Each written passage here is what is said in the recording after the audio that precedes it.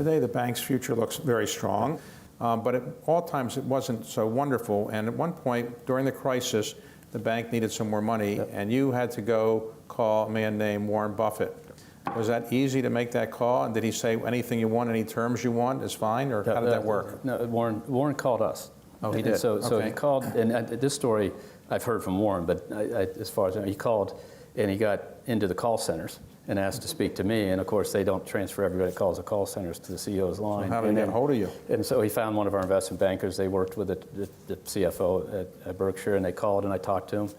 And he basically said, Brian, I want to make an investment in your company. And I said to him, we don't need the capital. And he said, I know, that's why I'm calling. You need stability, you need an imprimatur, and the capital will do you good. And that was in 2011 when the world was kind of interesting because, remember, the government was almost going to default.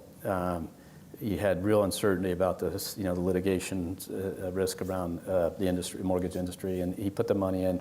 And from that day forward, the company, my teammates went back to work the next day saying the smartest investor in the world, put $5 billion overnight in this company. He literally called me. I talked to him first time in my life on a Monday at 11, and we had the agreement signed on Tuesday by 8 or 9 a.m., and we had the money by Thursday. And so he does that, and so we took. Now the interesting thing is, if you're a common shareholder and bought that day, you would have fared as well as he did. It's just you had to have the courage, and he had $5 billion at a time when other people didn't have it. So he bought stock at a time when the stock was less than half of where it is now, I assume. Yeah, it was.